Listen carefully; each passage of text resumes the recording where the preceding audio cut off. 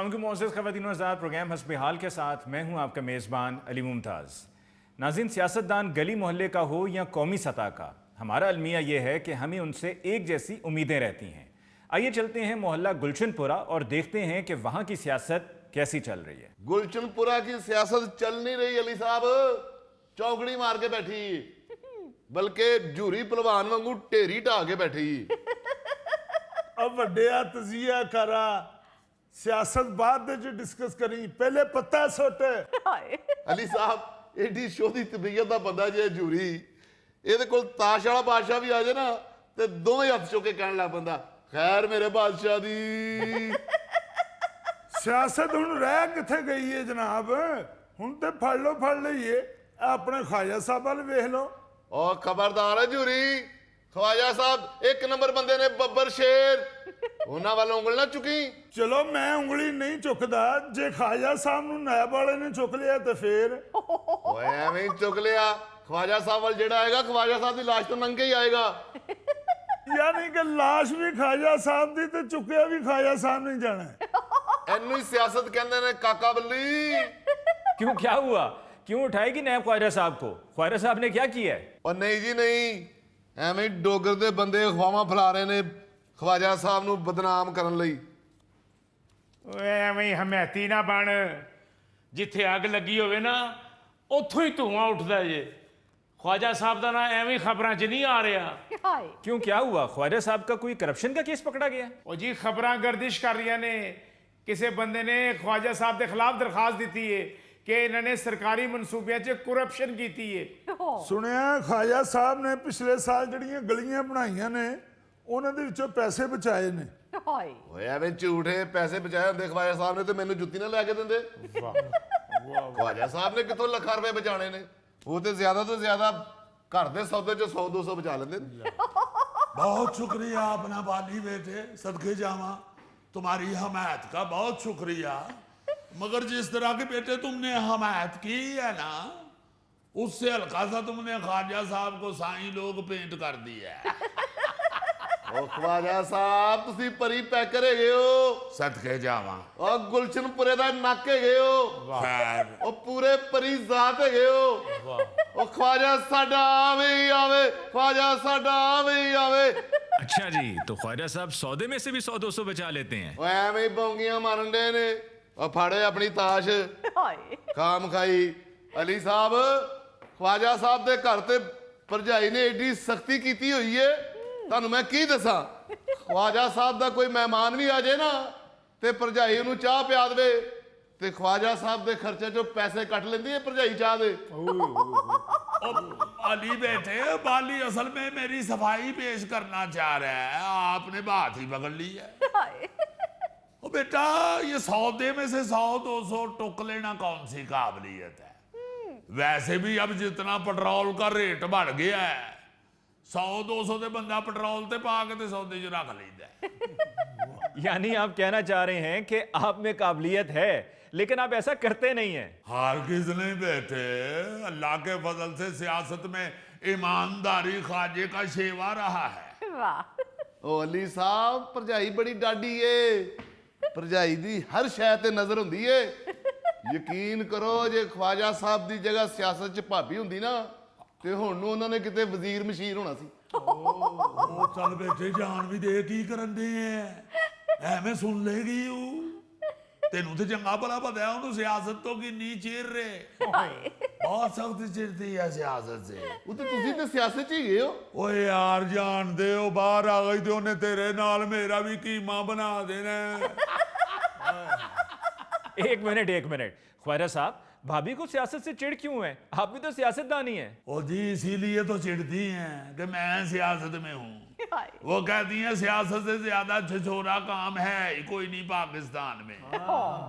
वो कहती हैं जी हर वक्त घर की टल्ली ऐसे बजती रहती है जैसे 15 के दफ्तर में फोन की घंटी बजती रहती है। किसी को कोई काम हो ना हो, चेयरमैन से मुलाकात ही लोग करने के लिए आ जाते हैं। ए अपने जूरी कई बारी रोटी दे टाइम वेला हो के आके बैठक च बह जाता जी। ਤੇ ਉੱਠਦਾ ਹੀ ਨਹੀਂ। ਹੁਣ ਤੁਹਾਨੂੰ ਪਤਾ ਘਰ ਆਏ ਨੂੰ ਪੁੱਛਣਾ ਤੇ ਪੈਂਦਾ ਹੀ ਹੈ ਨਾ ਜੀ, ਰੋਟੀ ਛੋਟੀ ਖਾਓਗੇ? ਝੂਰੀ ਅੱਗੋਂ ਫੱਟ ਕਹਿ ਦਿੰਦਾ ਰਹਿ वो रोटी मगर छोटी नहीं होनी चाहिए। ऊपर से भरजाई आपकी घर में मुलाजम रखने के सख्त खिलाफ है, खुद रोटी पकाती है, उतो खान वाला झूरी। हुण आप दसो सियासत तो चिड़े ना ते होर की करे? ਖਵਾਜਾ ਸਾਹਿਬ ਬਸ ਦੇ ਘਰ ਦੇ ਵਿੱਚ ਜੇ ਦੋ ਬੁਰਕੀਆਂ ਕੋਈ ਲਾ ਜਾਂਦਾ ਤਾਂ ਸ਼ੁਕਰ ਕਰਿਆ ਕਰੋ। ਓਏ ਅੱਛਾ ਭਾਈ ਖਾ ਵਸ ਦੇ ਘਰ ਵਿੱਚ, ਸਾਡੀ ਦੁਆ ਨਾਲ ਤੂੰ ਕਿਸੇ ਵੇਲੇ ਵਸਦੀ ਬਾਰਿਸ਼ ਚ ਤਿਲਕਣਾ ਹੈ। ਖਵਾਜਾ ਸਾਹਿਬ ਇਹਨਾਂ ਗੱਲਾਂ ਤੋਂ ਲੋਕੀ ਤੁਹਾਡੇ ਕੋਲ ਆਉਣ ਦੀ ਬਜਾਏ ਡੋਗਰ ਸਾਹਿਬ ਦੇ ਡੇਰੇ ਤੇ ਜਾਣ ਲੱਗ ਪਏ ਨੇ। ਉੱਤੋਂ ਤੁਸੀਂ ਕੰਮ ਕੋਈ ਕਰਾਉਂਦੇ ਨਹੀਂ ਤੇ ਖਾਣ ਪੀਣ ਦੇ ਮਿਹਣੇ ਵੀ ਮਾਰਦੇ ਹੋ। ਹਾਏ, ਜੇ ਡੋਗਰ ਸਾਹਿਬ ਦੇ ਡੇਰੇ ਤੇ ਕੋਈ ਚਲਾ ਜਾਵੇ ਤੇ ਫੌਰਨ ਚਾਹ ਪਾਣੀ ਪੁੱਛਦੇ ਨੇ, ਜੇ ਤੇ ਕੋਈ ਕੰਮ ਦੇ ਗਰਜ਼ ਨਾਲ ਚਲਾ ਜਾਵੇ ਤੇ ਨਾਲ ਫੌਰਨ ਬੰਦਾ ਭੇਜਦੇ ਨੇ। ਇਹਨੂੰ ਕਹਿੰਦੇ ਨੇ ਸਿਆਸਤ। इसी तरह सियासत की वजह से तो हमारी सियासत का ये हाल है कि जो कोई रोटी पानी पिला दे, चाय पिला दे, वो लीडर होता है। आपने कभी ये नहीं सोचा है कि जो आपको चाय पानी पिला रहा है वो अपने खर्चे कहां से पूरे कर रहा है? अल्लाह आपकी खैर करे पुत्री। वही नहीं बातों की तो इन लोगों को समझ नहीं आती कि अगले खिला पिला के खुश कर रहे हैं, हर 2 नंबर काम भी कर रहे हैं जी। ये सारी बातें अगर ये लोग समझ जाएं, वो मुल्क के हालात भी ठीक हो जाएं और मुआशरा भी ठीक हो जाए। हाँ जी। मगर चूंकि हमारे मुआशरे में ये सारे नामुराद है यूरी टिबरी जैसे लोग हैं, लालची खाने पीने के और खिलाने पिलाने के, इसलिए तो मुल्क इस वक्त इस सूरत हाल पे पहुंचा हुआ है। वाह वाह वाह, क्या बात है, क्या बात है। ए हुंदी जे साफ ते शफाफ सियासत। जी भुट्टो। ओ पुत्री ऐसले खाजे दी सियासत दी गल हो रही है, तू किधर लै गई लाड़का ने? बड़ी मेहरबानी डॉक्टर साहब, मैं तो घबरा ही गया था कि पता नहीं कैसे जान छूटेगी। क्या हुआ जमील बाबू, खैर तो है? आज डोगर साहब के साथ सैरें करते फिर रहे हो? और कुछ भी नहीं यार, एक छोटी सी गलत फहमी की वजह से जमील की गाड़ी थाने में बंद थी, वो छुड़वा के लाया हूं। ऐसी कोई बड़ी बात नहीं है। वाह रे वाह। और डॉक्टर साहब आपके लिए ये बड़ी बात नहीं है, मैं तो इसकी वजह से बड़ा सख्त परेशान था। पहले मैंने सोचा ख्वाजा साहब को फोन करूं, फिर मेरे ज़हन में आया कि ख्वाजा साहब की तो थाने में एक सिपाही के साथ बड़ी सख्त दुश्मनी है, इसलिए मैंने आपको फोन किया। मैं हाजिर, अवाम के लिए मैं हाजिर। ये होती है सियासत और ये होता है सियासतदान। और जूरी भलवान, जे तेन इन्ना ही पता है कि यह होंदी है सियासत ते यह होंदा सियासतदान, ते तू आप क्यों नहीं सियासत च आ जांदा? अली साहब, यह जिहड़ा सियासत दी ते सियासतदान दी तशरीह कर रहा है जूरी भलवान, महल्ले च कोई लड़ाई होवे ये सब तो पहले होंदा जे, बल्कि ये खानदान च लड़ाई होवे ये सब तो पहले होंदा जे। ओ बल्कि पुत्री यूं कहो कि 100 चों 90 लड़ाइयां दी वजह ही ये हुंदा है।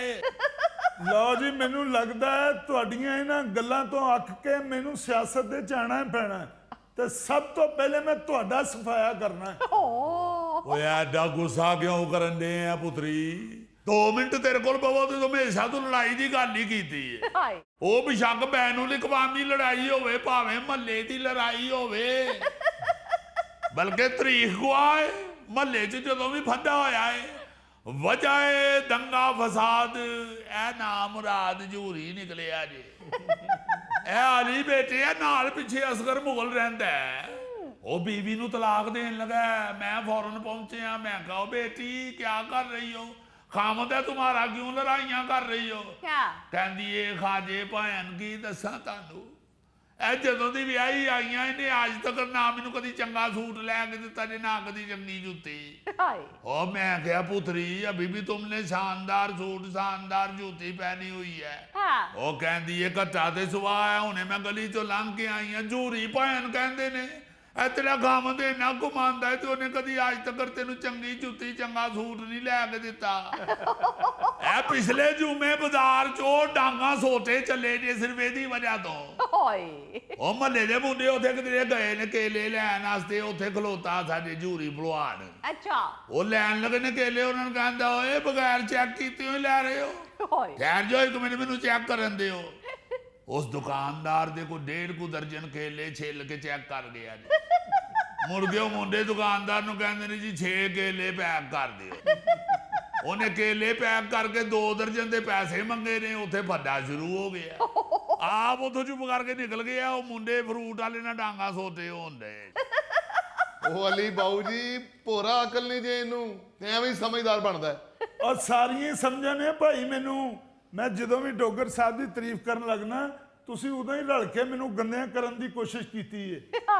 ਓਏ ਅਸੀਂ ਕਦ ਲਈ ਗੰਦਿਆਂ ਕਰਨਾ ਤੈਨੂੰ, ਇਹਨਾਂ ਚਿਕੜ ਕਿੱਥੋਂ ਲਿਆਵਾਂਗੇ ਅਸੀਂ। ਲੋ ਜੀ ਹੋਰ ਗੱਲਾਂ ਦੀਆਂ ਗੱਲਾਂ। ਡੋਗਰ ਸਾਹਿਬ ਦੇ ਮਗਰ ਟੁਰ ਕੇ ਮਜ਼ਾ ਬੜਾ ਆਉਂਦਾ ਜੀ। ਲੈ ਮਜ਼ਾ ਆਉਂਦਾ, ਡੋਗਰ ਪਿੱਛੇ ਪੱਖਾ ਲੱਗਾ ਹੈ। ਉਹ ਖਾਜਾ ਸਾਹਿਬ, ਕਿਸੇ ਬੰਦੇ ਨੇ ਡੋਗਰ ਸਾਹਿਬ ਨੂੰ ਚਾਹ ਪੀਣ ਤੋਂ ਬਗੈਰ ਉੱਠਣ ਹੀ ਨਹੀਂ ਦਿੱਤਾ। ਓਏ ਆਹੋ, ਤੇ ਇਸੇ ਗੱਲੋਂ ਡੋਗਰ ਨੂੰ ਸ਼ੂਗਰ ਵੀ ਤੇ ਹੋ ਗਈ ਹੈ ਨਾ। ਚਾਹ ਪੁੱਤਰੀ ਸਾਨੂੰ ਵੀ ਹਰ ਬੰਦਾ ਪੁੱਛਦਾ ਹੈ, ਅਸੀਂ ਕਹਿੰਦੇ ਆ ਨਾ ਪਰੇ ਰੱਖ।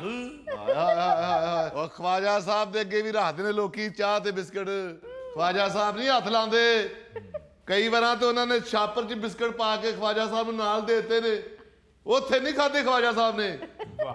ਓਏ ਹੋਰ ਤੇ ਹੋਰ ਖਾਜਾ ਸਾਹਿਬ, ਉਹ ਥਾਣੇ ਜਿਹੜੇ ਸਿਪਾਹੀ ਨਾਲ ਤੁਹਾਡੀ ਦੁਸ਼ਮਣੀ ਨਹੀਂ ਚੱਲਣ ਡਈ, ਉਹਨੇ ਡੋਗਰ ਸਾਹਿਬ ਨੂੰ ਕੁਰਸੀ ਵੀ ਦਿੱਤੀ ਹੈ ਤੇ ਫਰੂਟ ਚਾਟ ਦੀ ਪਲੇਟ ਮੰਗਾ ਕੇ ਵੀ ਅੱਗੇ ਰੱਖੀ ਹੈ। ਓਏ ਆਹੋ, ਤੇ ਡੋਗਰ ਨੇ ਕਿੰਨੀ ਕੁ ਖਾ ਲੈਣੀ ਹੈ। ਜਿੰਨਾ ਕਾਠਾ ਤੋਤਾ ਖਾਂਦਾ ਉਹਨਾਂ ਕੋਈ ਇਹ ਫਰੂਟ ਖਾਂਦਾ ਹੈ। ਗੱਲ ਤੇ ਤਾਂ ਹੈ ਨਾ ਕਿ ਖਾਜੇ ਦੇ ਅੱਗੇ ਰੱਖੇ ਫਰੂਟ ਚਾਟ, ਫੇਰ ਉਹਨੂੰ ਪਤਾ ਲੱਗੇ ਕਿਵੇਂ ਮੁੱਕਦੀਆਂ ਨੇ ਰੇਰੀਆਂ। ਖਵਾਜਾ ਸਾਡਾ ਖਾਵੇ ਹੀ ਖਾਵੇ। ਉਹ ਕੀ ਕਹਿ ਰਿਹਾ ਬਾਲੀ? ਉਹ ਬੋ ਖਵਾਜਾ ਸਾਡਾ आवे ही आवे। ओ भाई, ये डोगर साहब सरकारी दफ्तरों में कुछ खिलाते पिलाते होंगे, इसी वजह से उनकी आवभगत है। ਉਹ ਨਹੀਂ ਜਨਾਬ, ਨਹੀਂ ਐਸੀ ਗੱਲ ਨਹੀਂ। ਆਵਾਮ 'ਚ ਵੀ ਬੜੇ ਮਕਬੂਲ ਨੇ। ਇਹ ਸੜਕ ਤੇ 2 ਮਿੰਟ ਖਲੋਤੇ ਨੇ ਤੇ 50-60 ਬੰਦੇ ਇਕੱਠੇ ਹੋ ਗਏ ਨੇ। ਅੱਲਾ ਖੈਰ ਕਰੇ, 50-60 ਬੰਦੇ ਕਿਉਂ ਇਕੱਠੇ ਹੋ ਗਏ ਸਨ? ਡੋਗਰ ਸਾਹਿਬ ਰਕਸ਼ੇ ਥੱਲੇ ਆ ਗਏ ਸਨ। ਉਹ ਖਾਜਾ ਸਾਹਿਬ ਬਿਊਟੀ ਪਾਰਲਰ ਦਾ ਇਫਤਤਾਹ ਕਰਨ ਗਏ ਸਨ ਇੱਕ ਜਗ੍ਹਾ ਤੇ। ਹੁਣ ਸਾਰੀ ਜ਼ਿੰਦਗੀ ਉਥੋਂ ਜਾਮਤ ਮੁਫਤ ਕਰਾਏਗਾ ਜੀ। ਉਹ ਛੱਡੋ ਜੀ ਖਾਜਾ ਸਾਹਿਬ। ਅਲੀ ਸਾਹਿਬ, ਮੈਂ ਵੇਖਿਆ ਜਿੱਥੇ ਡੋਗਰ ਸਾਹਿਬ ਗਏ ਨੇ ਲੋਕਾਂ ਨੇ ਹੱਥਾਂ ਤੇ ਚੁੱਕ ਲਿਆ। ਹਾਂਜੀ, ਚੁੱਕ ਕੇ ਇੱਥੇ ਬਾ ਲੈਂਦੇ ਜੀ। ਓਏ ਐਵੇਂ ਕੀ ਡੋਗਰ ਸਾਹਿਬ ਦੀਆਂ ਛੋਟੀਆਂ ਛੋਟੀਆਂ ਗੱਲਾਂ ਲੈ ਕੇ ਬੈਠੇ ਹੋ। ਪਾਰਲਰ ਦਾ ਇਫਤਤਾਹ ਕੀਤਾ ਤੇ ਇਹ ਕੀਤਾ। ਉਹ ਟਰੰਪ ਦਾ ਫੋਨ ਆਇਆ ਸੀ ਰਾਤੀ ਖਵਾਜਾ ਸਾਹਿਬ ਨੂੰ। ਉਹਨੇ ਕਿਹਾ ਖਵਾਜਾ ਸਾਹਿਬ ਕੋਈ ਭਤੀਜਾ ਸੈੱਟ ਕਰਾਉਣਾ ਹੈ ਤੇ ਕਰਾ ਲਓ, ਮੈਂ ਇਸ ਵੇਲੇ ਸਦਰ ਲੱਗਾ ਹੋਇਆ ਜੀ। ਉਹ ਖਵਾਜਾ ਸਾਹਿਬ ਨੇ ਕਿਹਾ ਜਾ ਕੰਮ ਕਰ ਜਾ ਕੇ, ਮੇਰੇ ਸਾਰੇ ਭਤੀਜੇ ਸੈੱਟ ਨੇ ਰੰਗ ਮਹਿਲ। ਰੰਗ ਮਹਿਲ 'ਚ ਕੀ ਕਰਦੇ ਨੇ ਖਵਾਜਾ ਸਾਹਿਬ? ਉਹ ਫਿਰਦੇ ਟੁਰਦੇ ਨੇ। ख्वाजा साहब, ये क्या कारनामा है? ਉਹ ਪੁੱਤਰੀ, ਐਨੇ ਪੈਸੇ ਹੋਣ ਜੇਬ 'ਚ ਤੇ ਫੇਰ ਬੰਦਾ ਰੰਗ ਮਹਿਲ 'ਚ ਫਿਰ ਸਕਦਾ ਹੀ। ਉਹ ਅੱਲਾ ਦੀ ਰਹਿਮਤ ਨਾਲ ਖਾਲੀ ਜੇਬ ਹੀ ਫਿਰਨ ਡਏ ਨੇ। ਇਹ ਥੋੜੀ ਉਹਦੀ ਕਰਮ ਨਵਾਜ਼ੀ ਹੈ। ਨਾਲੇ ਉੱਥੇ ਮੁਫਤ ਦੀਆਂ ਨੇਕੀਆਂ ਕਮਾਉਣ ਡਏ ਨੇ। ਕੋਈ ਰਾਹਗੀਰ ਰਾਹ ਸਾਹ ਪੁੱਛੇ ਉਹਨੂੰ ਦੱਸਦੇ ਨੇ। ਨੇਕਾ ਤੇ ਏਡਾ ਤੇਜ਼ ਹੈ, ਉਹਨੂੰ ਛੱਡ ਕੇ ਵੀ ਆਂਦਾ ਹੈ। ਉਧਰ ਰੰਗ ਮਹਿਲ ਤੇ ਉਹ ਇਲਾਕਾ ਜਿੱਥੇ ਗੂਗਲ ਮੈਪ ਪਾਗਲ ਹੋ ਜਾਂਦਾ ਹੈ। ਇਹ ਪਿੱਛੇ ਬਾਰਿਸ਼ਾਂ ਦੇ ਦਿਨਾਂ 'ਚ ਉਹਨਾਂ ਨੇ ਉਹ ਖਿਦਮਤੇ ਖਲਕ ਕੀਤੀ ਹੈ ਅਲੀ ਸਾਹਿਬ। ਉਹ ਜਿਹਦੀ ਬਾਰਿਸ਼ 'ਚ ਗੱਡੀ ਬੰਦ ਹੋਈ ਹੈ, ਮੇਰੇ ਭਤੀਜਿਆਂ ਤੱਕ ਆ ਲਾਇਆ। ਖਵਾਜਾ ਸਾਡਾ आवे ही आवे। अच्छा, तो ट्रंप ने आपके उन भतीजों को अमेरिका में सेट करवाने की ऑफर की थी? ਉਹ ਅਲੀ ਮੁਮਤਾਜ਼ ਸਾਹਿਬ, ਟਰੰਪ ਨੂੰ ਛੱਡੋ ਤੁਸੀਂ। ਇਹ ਨਾਰਥ ਕੋਰੀਆ ਦਾ ਜਿਹੜਾ ਉਹ ਬਬਲੂ ਜੇ ਮੋਠੂ, ਉਹ ਲਾਂਦਾ ਜੇ ਕਿਸੇ ਨੂੰ ਮੂੰਹ? ਕਦੀ ਵੀ ਨਹੀਂ, ਕਿਸੇ ਨੂੰ ਨਹੀਂ ਲਾਂਦਾ ਮੂੰਹ। ਆ ਮੌਜ ਲੈਣ ਦਿਓ ਉਸ। तो आपको भी मुंह नहीं लगाता? ਓਏ ਆਓ ਜੀ, ਜਦ ਕਿਸੇ ਨੂੰ ਵੀ ਨਹੀਂ ਲਾਂਦਾ ਮੂੰਹ ਤੇ ਅਸੀਂ ਵੀ ਫਿਰ ਵਿੱਚੇ ਹੀ ਆ। ਇਹ ਐਵੇਂ ਸਾਡੇ ਤੇ ਡੋਗਰ ਦੇ ਰੋਟੀ ਟੁੱਕਰ ਤੇ ਚਾਹ ਪਾਣੀ ਦੇ ਰੋਹ ਪਾਈ ਜਾਂਦੇ। ਉਹ ਖਾਜਾ ਸਾਹਿਬ, ਊਂਠਾਂ ਵਾਲਿਆਂ ਨਾਲ ਯਾਰੀ ਲਾਓ ਤੇ ਫਿਰ ਬੂਹੇ ਉੱਚੇ ਰੱਖਣੇ ਪੈਂਦੇ ਨੇ। ਜੇ ਸਿਆਸਤ ਚਾਹੋ ਫਿਰ ਡੇਰੇ ਤੇ 24 ਘੰਟੇ ਰੋਟੀ ਟੁੱਕਰ ਵੀ ਕਰਨਾ ਪੈਂਦਾ। ਇਸੇ ਗੱਲੋਂ ਤੇ ਆ ਜੂਰੀ ਘਰੋਂ ਦਹੀਂ ਵੀ ਲੈਣ ਜਾਵੇ ਨਾ ਤੇ ਡੋਗਰ ਦੇ ਡੇਰੇ ਤੋਂ ਹੋ ਕੇ ਜਾਂਦਾ। ਇਹ ਜੂਰੀ ਦਾ ਹੀ ਹੌਸਲਾ ਹੈ, ਵਰਨਾ ਡੋਗਰ ਸਾਹਿਬ ਦੇ ਡੇਰੇ ਤੇ ਜਾਣ ਤੇ ਜਿੰਨਾ ਪੈਟਰੋਲ ਲੱਗਦਾ ਹੈ, ਉਹਨੇ ਦੀ ਤਾਂ ਰੋਟੀ ਹੈ ਪੱਲਿਓ ਮੁਹੱਲੇ 'ਚ ਖਾ ਸਕਦਾ ਹੈ। ਉਹ ਵੈਸੇ ਖਾਜਾ ਸਾਹਿਬ, ਤੁਸੀਂ ਕੈਸੇ ਸਿਆਸਤਦਾਨ ਹੋ? ਨਾ ਤੁਸੀਂ ਕੋਈ ਡੇਰਾ ਬਣਾਇਆ, ਇੱਥੇ ਗਲੀ 'ਚ ਹੀ ਬਹਿ ਰਹਿੰਦੇ ਹੋ। ਕੋਈ ਡੇਰਾ ਸ਼ੇਰਾ ਬਣਾਓ ਆਪਣਾ। ਹੁਣ ਜਾਣ ਲਿਆ ਠਾਠ ਬਾਠ ਰੱਖੋ। ਸਦਕੇ ਜਾਵਾਂ ਤੇਰੇ। ਆ 5 ਮਰਲੇ ਦਾ ਮੇਰਾ ਘਰ ਏ, ਇਹਨੂੰ ਢਾਹ ਕੇ ਡੇਰਾ ਬਣਾ ਲਵਾਂ, ਭਰਜਾਈ ਤੇਰੀ ਨੂੰ ਡੇਰੇ ਤੇ ਹੀ ਮੁਨਸ਼ੀ ਰੱਖ ਲਵਾਂ। ओहो ख्वाजा साहब, जमील ने तो आपको मशवरा दिया है, आप गुस्सा कर गए हैं। ओ पुत्री एवं डोगर दे पीछे लगे लोग ने। बात ये है कि ये जो गली महल्ले की सियासत होती है, ये गली महल्ले में बैठ के ही होती है। जदों दी गली महल्ले की सियासत डेरियां ते गई, उदों दा ही ते बेड़ा गर्क होया जी सियासत दा। क्या बात है ख्वाजा साडा, आवे ही आवे। ਹਾਏ ਵੇਖਿਆ ਹੀ ਜਮੀਲ ਕਿਵੇਂ ਖਾਜਾ ਪਰ ਝਾੜ ਕੇ ਪਰੇ ਹੋ ਗਿਆ। ਉਹ ਬੱਲੋ ਡੇਰਾ ਬਣਾ ਕੇ ਰੋਜ਼ ਪੱਲਿਓਂ ਖਵਾਣਾ ਪਿਆਣਾ ਪੈਂਦਾ ਹੈ, ਬੰਦੇ ਖਿਲਾਰਨੇ ਪੈਂਦੇ ਨੇ, ਆਈ ਮੀਨ ਗਨਮੈਨ। ਉਹ ਮਗਰੋਂ ਲਾਏ ਮੈਂ ਕਾਦਲੀ ਗਨਮੈਨ ਰੱਖ ਲਵਾਂ, ਮੇਰੀ ਕਿਹੜੀ ਕਿਸੇ ਨਾਲ ਦੁਸ਼ਮਣੀ ਹੈ। ਮੈਂ ਸ਼ਰੀਫ ਆਦਮੀ ਹੂੰ, ਖਿਦਮਤ ਖਲਕ ਕਰਨੇ ਵਾਲਾ ਬੰਦਾ, ਸਾਡੀ ਕਿਹੜੀ ਕਿਸੇ ਨਾਲ ਦੁਸ਼ਮਣੀ ਹੈ ਜਿਹੜੀ ਇਹੀ ਬੰਦੇ ਖਿਲਾਰ ਲਈਏ ਜਾਂ ਗਨਮੈਨ ਖਿਲਾਰ ਲਈਏ। ਅਲੀ ਮੁਮਤਾਜ਼ ਸਾਹਿਬ ਕਿਸੇ ਤੇ ਝਗੜਾ ਹੀ ਨਹੀਂ ਹੈ। ਅਜੀ ਤੇ ਆ ਕਿਸੇ ਲਈ ਐਵੇਂ ਕਰਿਆਨੇ ਵਾਲੇ ਦਾ ਬਿੱਲ ਲੇਟ ਹੋਵੇ ਤੇ ਉੱਥੇ ਹਲਕੀ ਜੀ ਤੂੰ ਤੜਾਕ ਹੁੰਦੀ ਹੈ। उसके अलावा कोई ऐसी बात ही नहीं है। या किसी ने दूध वाला दूध बंद कर दे तो घरों बिजली होंगी है। That's it. वाह वाह वाह वाह, दैट्स इट। ख्वाजा साहब ਜਦੋਂ ਤੁਸੀਂ ਅੰਗਰੇਜ਼ੀ ਬੋਲਦੇ ਹੋ ਨਾ, ਮੇਰਾ ਦਿਲ ਐਡਾ ਹੋ ਜਾਂਦਾ ਹੈ। ਅੱਬਾ ਜੀ ਗੈਸ ਤਾਂ ਕੁਝ ਨਹੀਂ ਬਣਿਆ, ਅੰਦਰ ਅੰਮੀ ਚਾਹ ਬਣਾਉਣ ਤੋਂ ਬੈਠੇ ਨੇ। ਬੇਟਾ ਦਿਓ ਦੁਆਵਾਂ ਖਾਜਾ ਸਾਹਿਬ ਨੂੰ, ਜਿਨ੍ਹਾਂ ਕੋਈ ਇੰਨਾ ਹੀ ਨਹੀਂ ਹੋਇਆ ਕਿ ਜਾ ਕੇ ਗੈਸ ਦਾ ਮਸਲਾ ਹੀ ਹੱਲ ਕਰਵਾ ਦੇਣ। ਲਓ ਅਲੀ ਪੁੱਤਰੀ 2 ਵਾਰੀ ਟੁਰ ਕੇ ਗਿਆ ਹੂੰ ਇਹਦੇ ਨਾਲ ਗੈਸ ਦੇ ਦਫ਼ਤਰ, ਉਹ ਜਾ ਕੇ ਵੱਡੇ ਵੱਡੇ ਅਫਸਰਾਂ ਨੂੰ ਵੀ ਮਿਲੇ ਆ। ਹੁਣ ਤੁਸੀਂ ਜ਼ਰਾ ਗੌਰ ਕਰੋ, ਉਹ ਜਿਸ ਨਾ ਮੁਰਾਦ ਨੇ 2 ਅੱਗੇ ਘਰਾਂ ਨੂੰ ਪਲਾਸਟਿਕ ਦੇ ਪੈਪ ਨਾਲ ਕਨੈਕਸ਼ਨ ਦਿੱਤਾ ਹੋਵੇ ਤੇ ਇਹਦੇ ਚੋਂ ਖਾਜਾ ਕੀ ਕਰੇ। ਓਏ ਅਫਸਰਾਂ ਦੱਸਿਆ ਇਹਨੇ ਖੁਦਾਈ ਕਰਕੇ ਕੋਈ ਇੱਕ ਜਾਲੀ ਪੈਪ ਹੀ ਲਾਇਆ ਸਾਡੇ। ਹੈ ਪੁਲਿਸ ਪੁਲਿਸ ਪੁਲਿਸ ਪੁਲਿਸ। ਖਲੋ ਜਾ ਹੈ ਪੁਲਿਸ। ਖਾਜਾ ਸਾਹਿਬ ਜਾਇਜ਼ ਕੰਮ ਤੇ ਸਾਰੇ ਹੀ ਕਰਵਾ ਲੈਂਦੇ ਨੇ, ਅਸਲ ਲੀਡਰ ਉਹ ਹੁੰਦਾ ਜਿਹੜਾ ਨਜਾਇਜ਼ ਕੰਮ ਵੀ ਕਹਿ ਕੁਆ ਕੇ ਕਰਵਾ ਲਵੇ। ਉਹ ਤੇ ਫਿਰ ਖਾਜਾ ਸਾਹਿਬ ਕੋ ਨਹੀਂ ਜੀ ਹੋਣਾ। ਉਹ ਜੋ ਦੌਰ ਜਾ ਰਿਹਾ ਹੈ, ਇਸ ਦੀ ਜਾਇਜ਼ ਕੰਮ ਹੀ ਹੋ ਜਾਏ ਤੇ ਬੜੀ ਗੱਲ है। हाँ तो ये जायज काम ही हमारा, गैस का कनेक्शन कटा हुआ है, वो क्यों नहीं लगा के दे रहे।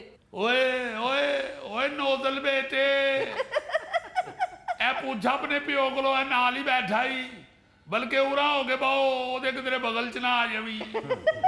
ये पूछे दे कोलों इन्हें जायज कीती हूं। ए देखो की दौर आ गया अली मुमताज साहब, ये गैर कानूनी काम करते हैं, ऊपर से धौंस जमाते हैं। बिल्कुल ना कीजिएगा नाजायज काम। नाज़रीन, इसके साथ ही हम लेते हैं एक ब्रेक, मिलते हैं ब्रेक के बाद। छोटा सा घर तुझको दूंगा। ਲਓ ਜੀ, ਜਿੱਡਾ ਬੁਰਾ ਵਕਤ ਇਸ ਗਾਣੇ ਤੇ ਆਏ ਆ ਨਾ, ਅੱਲਾ ਕਿਸੇ ਦੁਸ਼ਮਣ ਤੇ ਵੀ ਨਾ ਆਏ। आमीन।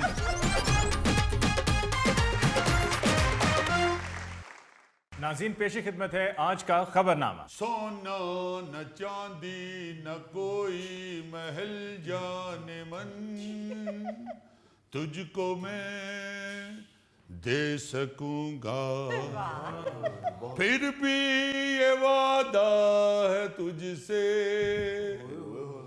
तू जो करे प्यार मुझसे, छोटा सा घर तुझको दूंगा। ਲਓ ਜੀ, ਜਿੱਡਾ ਬੁਰਾ ਵਕਤ ਇਸ ਗਾਣੇ ਤੇ ਆਏ ਆ ਨਾ, ਅੱਲਾ ਕਿਸੇ ਦੁਸ਼ਮਣ ਤੇ ਵੀ ਨਾ ਆਏ। आमीन। यार आप आगे से आमीन कह रहे हैं, उसे झाड़ने की बजाय। वो दिल की बात कर रहा है, मैं क्या करूं। आपने सही गाया है। अल्लाह ने जब मुझे पैसा दिया ना, तो मैंने स्विट्जरलैंड आपको बहुत बड़ा एक जजीरा लेके देना है, 12 मुलाजिम रखने हैं और 12 के 12 ही बोले होंगे। ओ भाई, जो मैं आपको खबर सुनाने लगा हूं, इसका अगर आप अंग्रेजी जुबान में तर्जमा करेंगे जी जी तो वो यही बनेगा, सोना ना चांदी ना कोई महल जाने मन। जेम्स बॉन्ड अब छोटा सा घर कौन लेता है, अब तो बेगमा फार्म हाउस की फरमाइश करती हैं। ओ यार, खबर सुनाओ भाई।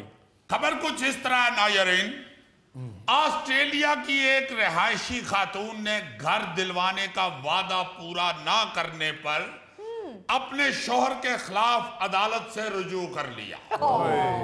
खातून ने दरखास्त में लिखा कि मेरे शोहर ने अपनी मर्जी और खुशी के साथ मुझसे वादा किया था कि तुम्हें अपना घर खरीद के दूंगा, अच्छा लेकिन 8 साल से मुसलसल मैं किराए के घर पे रह रही।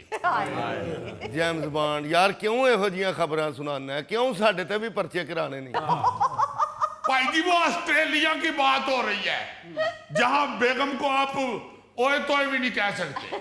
तू तो पेंडू आदमी है, तू 2 मिनट गुस्सा बहाना तो बेचारी चुप करके बैठ जाती है पैड़ी साड़ी।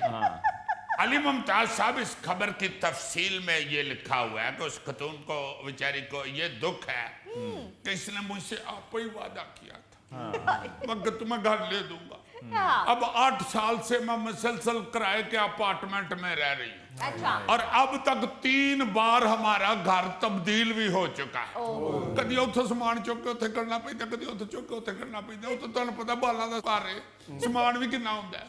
बच्चियां दी जुत्तियां ही एक बोरी च आईयां। सो उसने अदालत से कहा कि मेरे शौहर से कहें अपना वादा पूरा करे और मुझे घर खरीद कर दे। अदालत ने शौहर के माली हालात देखते हुए खतून की दरखास्त रद्द कर दी। जज ने क्या होना कि कुड़िए गल सुन, मुंडे को बेचारे को सवाल ही शकरकंदी खान जो के पैसे नहीं, तेनू घर किथे लै देवे नींबू पा के। 10 महीने अब फड़ फैसला तो ये राय खट्टा चक के 10 महीनों कैसा फैसला। यार सीरियस बताओ, अदालत ने क्या कहा है? अदालत ने जो फैसला सुनाया है ना जी, उसमें उन्होंने कहा कि शौहर ने बीवी की मोहब्बत में ये हामी भर ली थी अच्छा और फिलहाल हालात अच्छे होने तक शौहर अपना वादा पूरा करने का पाबंद नहीं है। सही इसलिए इस लड़की को चाहिए कि बहुत रौला ना पावे। हाँ। पेट्रोल बहुत महंगा हो गया है, केस चलता रहा है, तारीखां ते आंदी रही तो जिन्ने दा मकान है उन्ने दा इन्हां दा पेट्रोल लग जाए। और साथ जज साहब ने मशवरा भी दिया, मुंडे ने भी कहा कि गल सुन, ਜਿਹੜਾ तू संडे दे संडे फिल्म वेखण चले जाने ना, वो भी छड्ड ते संडे वाले दिन भी काम करिया कर। ते कुड़ी ने भी कहा कि काकी तू भी घर फुटबॉल सी ते मेहनत कर ते पैसे जोड़ नाल। और मुंडा मकान नहीं ले सकता बेचारा। अब आप खुद बताएं शाज़म मिर्जा साहब जी, इस खबर का अंग्रेजी तर्जुमा नहीं बनता? सोना न चांदी न कोई महल जाने मन, तुझको मैं दे सकूंगा, फिर भी ये वादा है तुझसे, तू जो करे प्यार मुझसे। ਵਾਹ ਵਾਹ ਵਾਹ ਯਾਰ, ਇਹ ਗਾਣਾ ਅਸੀਂ ਵੀ ਵੇਖਿਆ ਹੈ। ਅਸੀਂ ਤਾਂ ਨਹੀਂ ਕਿਤੇ ਵੇਖਿਆ ਨਦੀਮ ਸਾਹਿਬ ਨੁਕਰਾਂ 'ਚ ਵੜਨ ਦੇ ਨੇ। यार नदीम साहब बहुत बड़े एक्टर हुए हैं, बहुत बड़े परफॉर्मर हुए हैं, इसलिए वो कैमरे के सामने खड़े होके तो गाते थे। जेम्स बॉन्ड ये फेंका है, इस गलो नुकरा च वड़दा फिर। मैं तो ये सोच रहा हूँ कि अगर ये बंदा बेचारा मस्कीन गरीब आदमी है और नहीं इसके पास इतना बजट, तो इसने किस लिए इतनी बड़ी फड़ मार दी?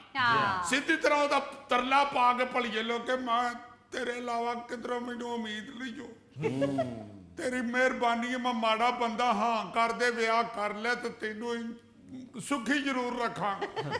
भावें मैं रोज काम तो वापस आंदियां 2 माल्टे लैके आवां, लियावांगा जरूर।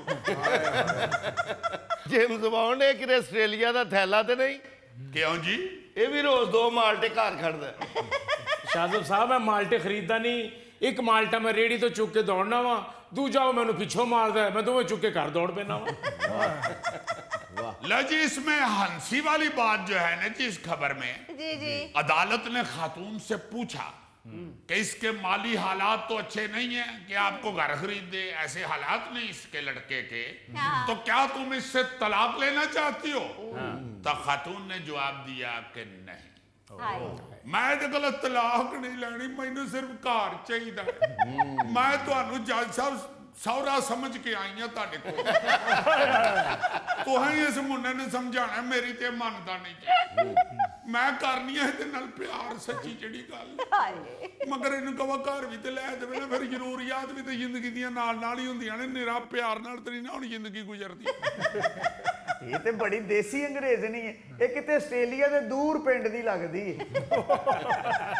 अच्छा जज साहब ने उसे नाले भी जरूर कहा होगा कि कुड़िए गल सुन, तो अपने येन चो गाना कट दे, सोना ना चांदी ना कोई महल। ਹਾਏ तू मंसूर मलंगी दा गाना याद कर ले। मोहब्बत रोग है दिल दा, एदे विच गम ही गम मिलदा। मोहब्बत रोग है दिल दा। बल्कि जज ने कहा होगा कि मैं आप 25 साल तो यो ही गा के तेरी परजाई ना गुजारा कर रही। अच्छा जी, एक दिलचस्प खबर सुनाई जरा भारत की। जी वहां भी ऐसी ऐसी खबरें मिलती हैं कि हंसी नहीं रुकती। बंदा सोचता रहता कि यार ये क्या बेवकूफी है। ਹਾਏ भारतीय रियासत तेलंगाना की हाई कोर्ट ने एक केस का फैसला सुनाते हुए कहा कि मोहब्बत में शादी का वादा पूरा ना होना जुर्म नहीं है। इसे धोखाधड़ी या मुजरमाना फेल करार नहीं दिया जा सकता। जी इस बात को सिर्फ इसी सूरत में जुर्म तस्लीम किया जा सकता है जब साबित हो जाए कि इस ताल्लुक का आगाज ही धोखा देने की नीयत से किया गया था। यह केस एक संतोष नामी नौजवान ने दायर किया था, क्योंकि एक लड़की ने उसके खिलाफ मोहब्बत में शादी का वादा पूरा ना करने का केस दर्ज करवाया।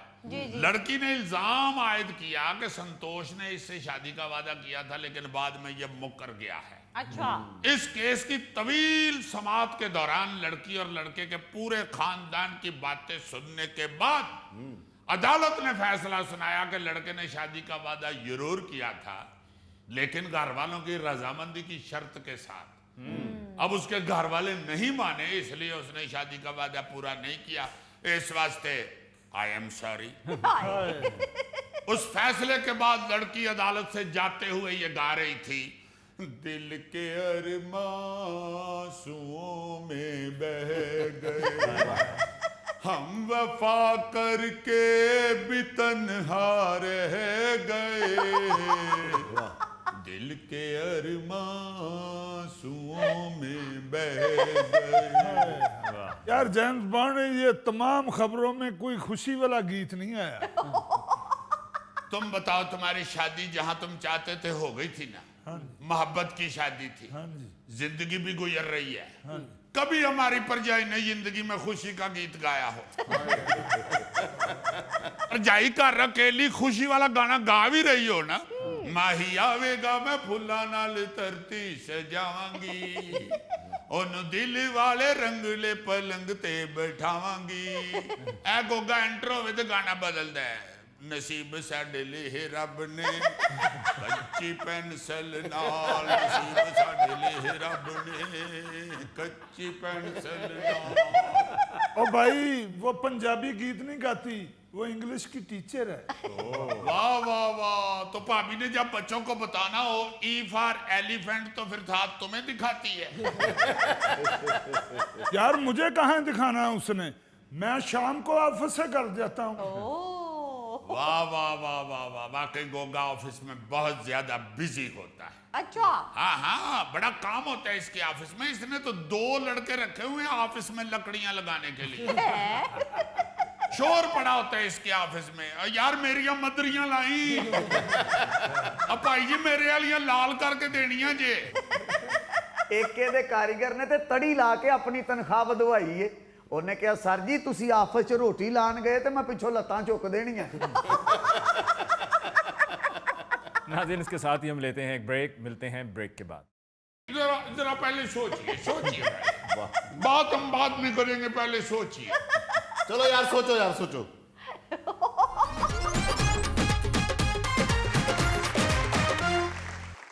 नाज़रीन, हमारे साथ स्टूडियो में आज एक मरतबा फिर नाजिर मलिक साहब मौजूद हैं। आइए उनसे बात करते हैं। मलिक साहब, आपकी तशरीफ आवरी का बहुत शुक्रिया। लो भाई, शुक्रिया तो आपका होना चाहिए मियाँ कि अभी तक आप मुझे बर्दाश्त कर रहे हैं, वरना आजकल कौन किसी को इतनी देर बर्दाश्त करता है। यकीन मानिए आपकी भाभी भी दिन में 2-3 मरतबा कहती हैं, नाजिर कहीं जाना नहीं तुमने। आप आते रहा करें, अल्लाह ने हमें बहुत बड़ा हौसला दिया है। ये तो शक्ल से ही बेवकूफ लगते हैं। हैं भी, ये मुझे गलतफहमी हो रही है। आदर साहब, आपको गलतफहमी हुई है। ये शाहरुख साहब मेरे साथ बैठेंगे, ये कैसे बेवकूफ हो सकते हैं? और ये इसीलिए तो शक गुजर रहा है। आपके साथ बैठे हैं और ऊपर से आपके बिल्कुल खिलाफ कलर पहन के बैठे हुए हैं। नाजिर साहब आप उन्हें छोड़िए, मुझे बताइए, पाकिस्तान में यूट्यूब चैनल्स की तादाद लाखों में है और पॉडकास्ट भी हजारों की तादाद में पहुंच चुके हैं। आप इसको किस नजर से देखते हैं ये बताइए। उसी नजर से देखता हूँ जिससे बाकी सारी चीजें देखता हूँ। पॉडकास्ट वालों के लिए मैंने कोई अलग चश्मा तो नहीं बनवाया हुआ।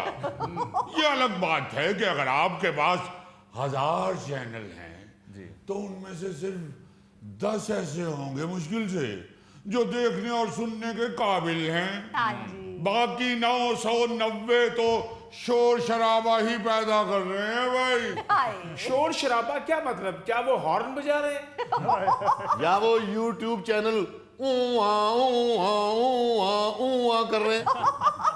अरे भाई, अगर आपको शोर की समझ आ जाए तो हमारा सोशल मीडिया ठीक ना हो जाए।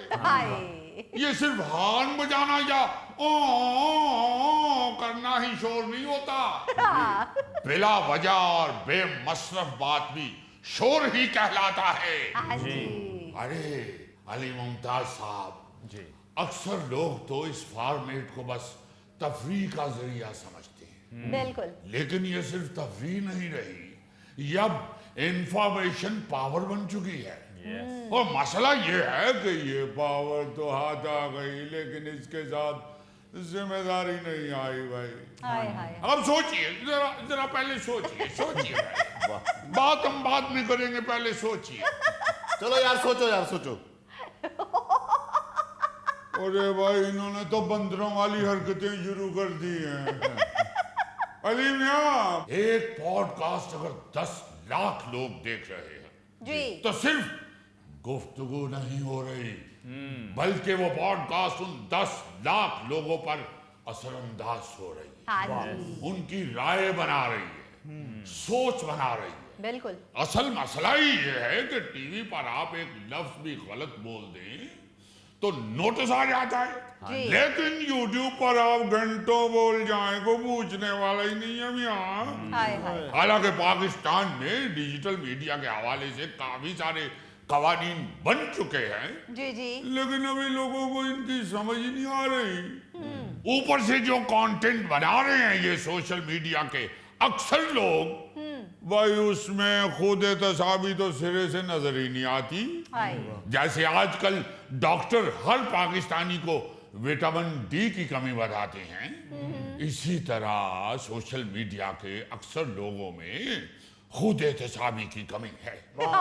मलक साहब, ये खुद एहतसाबी से आपकी क्या मुराद है? अब क्या समझाऊं इनको, जिनको यही नहीं पता खुद एहतसाबी क्या होती है, वो मेरी बात क्या समझेंगे? भाई, खुद एहतसाबी ये होती है कि आपके सामने कोई इतना खाना रख दे, आप खुद ये महसूस करें और खुद फैसला करें कि आपको कितना खाना चाहिए। ये जरूरी नहीं है कि इतना खाना पड़ा हुआ है तो आप सारा खा जाए। आपको ये देखना चाहिए कि आपकी सेहत के लिए कितना ठीक है, कितना ठीक रहेगा, कितना आप हजम कर सकते हैं। और हजम तो आप ज़्यादा ही कर जाएंगे।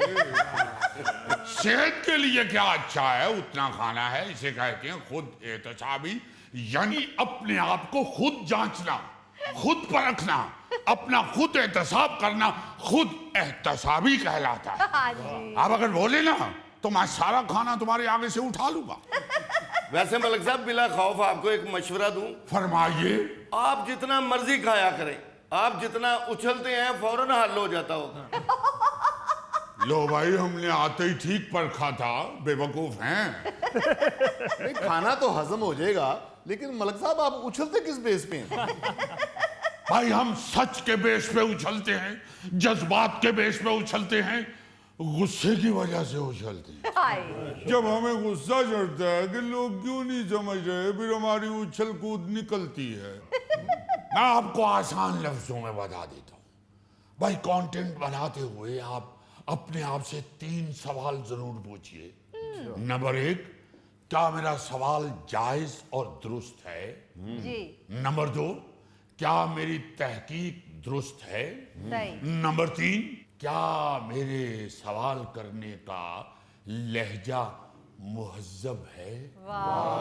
और फिर इन तीनों सवालों का जो लुब्बे लुबाब है वो ये है कि मेरे इस सवाल से किसी की तज़हीक या दिलाजारी तो नहीं हो रही। बिल्कुल सही। और भाई अगर इन तीनों सवालों और लुब्बे लुबाब में से किसी एक का जवाब भी नहीं में है तो रिकॉर्डिंग बंद कर दीजिए।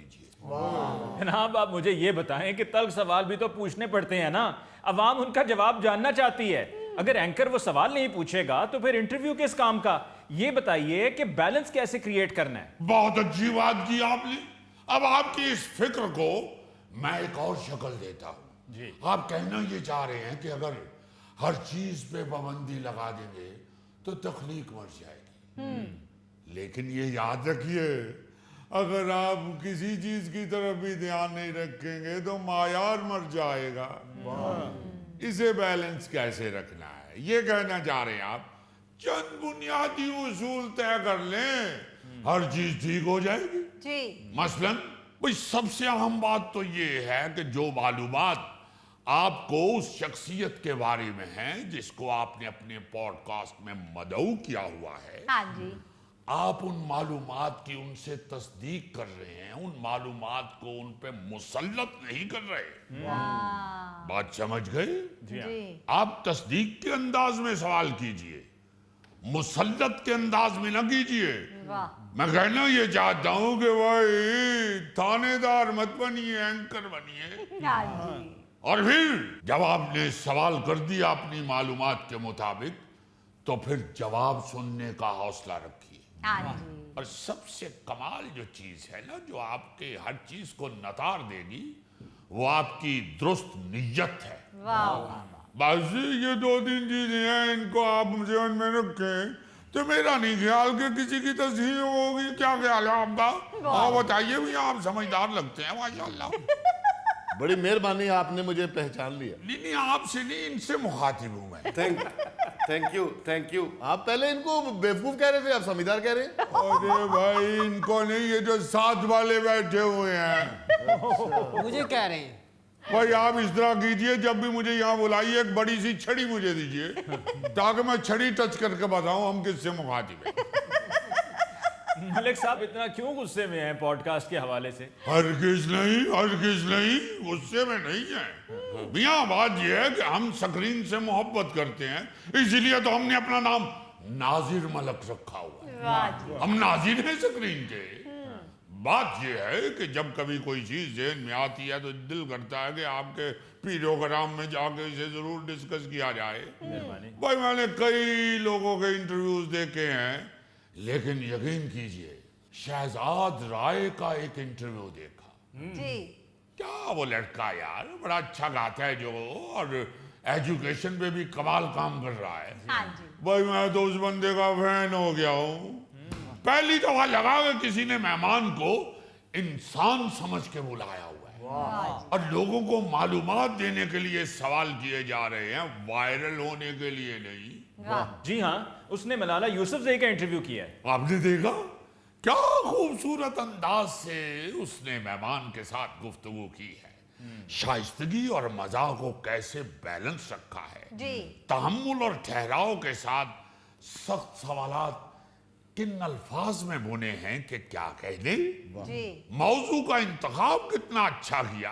भाई मैं तो समझता हूं कि ये जो सोशल मीडिया में दिहाड़ीदार पॉडकास्टर घुसे हुए हैं सिर्फ डॉलर कमाने के चक्कर में, उनको उसका इंटरव्यू देख के तो कुछ सीखना चाहिए। और एक घर से सिर्फ इतना ही तय करके आते हैं कि कौन सा जुमला वायरल करवाना है। अरे अली मुमताज साहब, ये जो वायरल होने का वायरस हमारे मुआशरे में घुस गया है, याद रखिए ये मुआशरे की रूह के लिए कैंसर होगा। ओ भाई साहब क्यों डराने वालियां गल्लां करन लग पाओ? कोई ओ गल करो जिहदे नाल सानू भी मजा आए।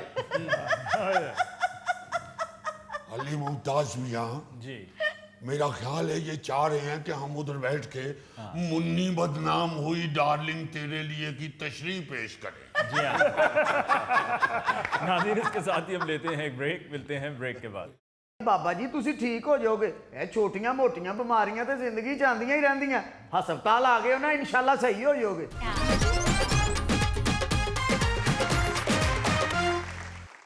अच्छा जी, अली मुमताज साहब, कई दफ़ा हमने बात तहजीबियों में भी ये जिक्र किया है और वैसे भी कई दफ़ा इस बात को दोहराया है कि आप किसी की खबर लेने के लिए, खबरगिरी के लिए, यानी अपना वो क्या कहते हैं, तीमारदारी के लिए आप जाते हैं किसी के घर या हस्पताल, जी जी तो वहां जाके आप मरीज को देख के तो एकदम अगर कह देंगे ओ ये की हो जाए, ओहो इन्हां दी ते तबीयत बहुत खराब लगती है, मरीज के सामने अगर ऐसा करना शुरू कर दें या कोई ऐसी बातें शुरू कर दें कि इस तरह की हालत च ताया जी साडे फौत हो गए सन, हाय हाय ये इंतहाई खौफनाक बात है। हाँ जी, बदतहजीबी क्या, ये बाकायदा खौफनाक बात है, बेवकूफ़ी बड़ी बहुत बड़ी बेवकूफ़ी है। आप जब किसी तीमारदारी के लिए जाएं तो बाहर से ही तैयार हो के अंदर घुसें कि भाई जैसा भी है मैंने हौसला अफजाई करनी, हाँ अच्छी बात करनी है, दुआ की बात करनी है और सेहत तंदुरुस्ती की बात करनी है, चाहे किसी भी हालत में हो मरीज। कोई फिक्र ना करें, ठीक हो जाएंगे आप, इंशाल्लाह ठीक हो जाएंगे। हाँ, वो उसकी हौसला अफजाई करे, वो रब्बे करीम तो फिर फैसले तो वही करता है। ਕੋਈ ਗੱਲ ਨਹੀਂ ਬਾਬਾ ਜੀ ਤੁਸੀਂ ਠੀਕ ਹੋ ਜਾਓਗੇ ਇਹ ਛੋਟੀਆਂ ਮੋਟੀਆਂ ਬਿਮਾਰੀਆਂ ਤੇ ਜ਼ਿੰਦਗੀ 'ਚ ਆਉਂਦੀਆਂ ਹੀ ਰਹਿੰਦੀਆਂ ਹਸਪਤਾਲ ਆ ਗਏ ਹੋ ਨਾ ਇਨਸ਼ਾਅੱਲਾ ਸਹੀ ਹੋ ਜਾਓਗੇ अच्छा, एक लोग ऐसे भी होते हैं जो ओवर सेंसिटिव होते हैं, वो ऐसे ही वो ज्यादा ही हसास होते हैं, वो ऐसे ही जाते ही घुसते ही देख के तो रोना शुरू कर देते हैं, या साथ तसल्ली वाले फिक्रे कह रहे हैं और साथ रो रहे हैं ताकि मरीज ਨੂੰ साफ पता लगे कि ਜਿਹੜਾ बोल रहा है सारा झूठ बोल रहा है ਤੇ ਜਿਹੜਾ रो रहा है ना ਇਹਦਾ मतलब है ਮੈਨੂੰ कुछ होने वाला है। इस तरह की भी हालत जो है ना, या अगर कोई ऐसा बंदा जो नहीं काबू में रह सकता, उसे वैसे तो दूसरे लोगों को चाहिए कि उसे मरीज के पास जाना ही ना दे, बिल्कुल उसको बाहर खुद ही मिलके कहेंगे बेहतरीन ने तो तुसी जाओ घर बह के तुसी ना किसी और गल तो आपस में लड़ के रोवो, मतलब वहां मरीज के सामने ऐसे ओवर सेंसिटिव बंदे को नहीं जाना चाहिए। अच्छा, ये जो ओवर सेंसिटिव होते हैं ना, ये सिर्फ मरीज के साथ ही ये सलूक नहीं करते, जी जी ये हर जगह पे ओवर सेंसिटिव होते हैं, या कुछ लोग ऐसे हैं जो ओवर सेंसिटिव होते नहीं जी मगर वो दूसरों को दिखाना चाह रहे होते हैं कि मैं बड़ा नाजुक हूं या बड़ा सेंसिटिव हूं। मसलन जी ऐसे ही किधरे घर में वो खिड़की खोले ना तो कोई इतनी हवा नहीं चल रही, इतनी ज्यादा हवा, गौरी साहब बाहर ते बर्फ पैन रही है, कोलो किसी ने दसना पैंदा भाई जी बर्फ नहीं पै रही, मां जी ने रजाइयां दे रूह सुकने पाए, धूप देख के भी इसी तरह करते ओ ये तो आग बरस रही है, आग बरस रही है। ਉਹ ਜਿਹੜੇ ਨਾਲ ਮਸਕੀਨ ਬੈਠੇ ਨੇ ਉਹਨਾਂ ਨੂੰ ਵੀ ਐਵੇਂ ਮਹਿਸੂਸ ਹੋਣ ਲੱਗ ਪੈਂਦਾ ਕਿ ਯਾਰ ਇਹ ਕਿੱਥੋਂ ਚੁੱਲ੍ਹੇ ਡਿੱਗਣ ਡਏ। ਹਾਂਜੀ ਇਹ ਗੋਗਾ ਵੀ ਇੱਕ ਮਰੀਜ਼ ਦਾ ਪਤਾ ਲੈਣ ਗਿਆ ਤੇ ਜਾਂਦੇ ਹੀ ਬੇਹੋਸ਼ ਹੋ ਗਏ ਇੰਨੇ ਦੀ ਮਰੀਜ਼ ਨੂੰ ਦਵਾਈ ਲੱਗੀ ਜਿੰਨੇ ਦਾ ਇਹ ਜੂਸ ਪੀ ਕੇ ਹੋਸ਼ 'ਚ ਆਇਆ अच्छा, ये वो लोग हैं जिनके जज्बात का वॉल्यूम हमेशा फुल होता है, जी चाहे मच्छर का मसला हो या मईशत का। हाय ऐसे लोग आपको हर गली, हर दफ्तर, हर खानदान और खास तौर पर हर व्हाट्सएप ग्रुप में मिल जाएंगे। हाँ जी बिल्कुल इन लोगों की खास बात ये होती है कि हर चीज को ऐसे बयान करते हैं कि जैसे तारीख में पहली बार ऐसा हो रहा है। हाँ उन लोगों के लिए हर साल की गर्मी बिल्कुल नई होती है कि लो जी एडी गर्मी कभी नहीं जे पाई, हाँ और हर साल की सर्दी भी वैसी होती ऐसी होती है है। और फिर ये नहीं कि इस साल ही वो इस तरह की बातें करते हैं, अगले साल भी फिर इंज दी ही करेंगे। हर साल उन्होंने काम होता है कि सारे डरा दईए, पूरा रौला आगे ना ओए होए होए बड़ी गर्मी ओ बड़ी हबस ओए होए होए ਤੇ 5 ਮਿੰਟ ਬਾਅਦ ਵੇਖੋ ਨਾ ਤੇ ਉਹੀ ਭਾਈ ਗਰਮ ਚਾਹ ਦਾ ਕੱਪ ਲੈ ਕੇ ਤੇ ਆਰਾਮ ਨਾਲ ਬੈਠ ਕੇ ਪੀ ਰਿਹਾ और कोई पता नहीं, कोई इन्फॉर्मेशन नहीं होती, ऐसे ही कह देते हैं कि भाई जी मैनू मेरे एक दोस्त ने कहा कि 55 साल बाद इतनी गर्मी पड़ी है, 55 साल बाद। तो जेड़े दोस्त ने कहा होंगे ना उसकी अपनी उम्र बेचारे दी 38 साल होंगी।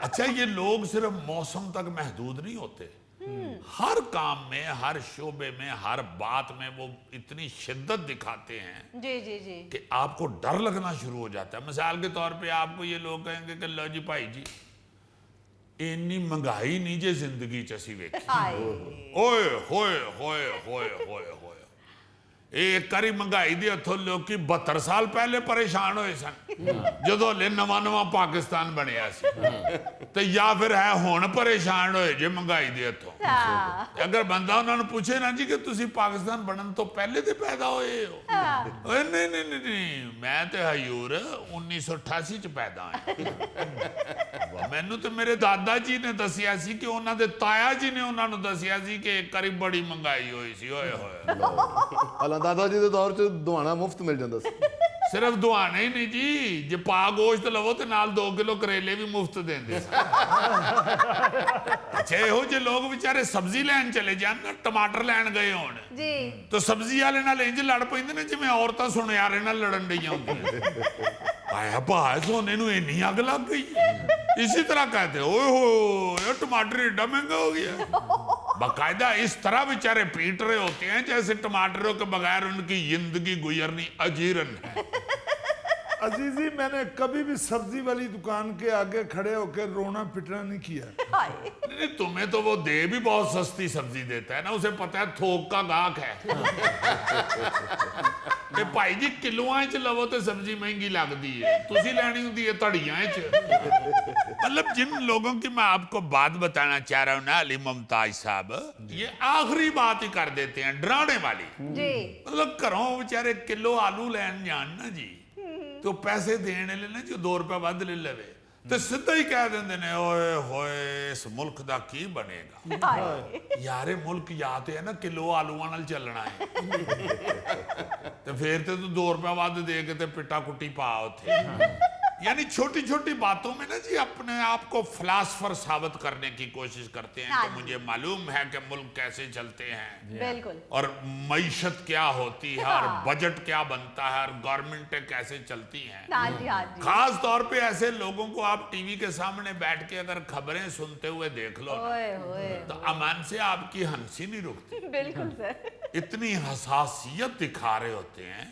जी एक खबर हले पूरी सुनी नहीं हुंदी कि फौरी तौर ते ओदी तहकीक तज्जिया तबसरा पेश करना शुरू कर देते हैं मतलब पूरी खबर नहीं सुननी हाँ जी, अद्धी हाँ हुंदी ना वो सब झूठ है और चढ़ दो यार बंद कर दो टीवी सब झूठ है कुछ भी नहीं इसमें सच्ची बात और अगर कोई बेचारा शामत का मारा पूछ ले कि भाई जी आपको कैसे पता है क्या सबूत है आपके पास तो जवाब देंगे यार हम भी इसी मुल्क में रहते हैं यार असि को अखा बंद करके तो नहीं जिंदगी गुजार रहे भाई खुदा दा ना ही अखा ते मझ दियां भी खुलियां होंदियां ने एडियां एडियां ऐसे लोग अक्सर खबर के बाद ये जरूर कहते हैं लो ये अज कहन डे मैं 1.5 महीना पहले दसता यार तेनू इन्नियां मालूमात ने तू अपना टीवी क्यों नहीं खोल लेंदा तू क्यों अपना सारा जर्नलिज्म दर्जी दी दुकान दे थड़े ते जाया करन डे ऐसे लोग घर में ना जी अपनी फैमिली को भी बड़ा डरा के रखते हैं हाँ जी सिर्फ खर्चा बचाने वास्ते बिल्कुल सही मतलब बीवी किधरे बेचारी कह देवे ना कि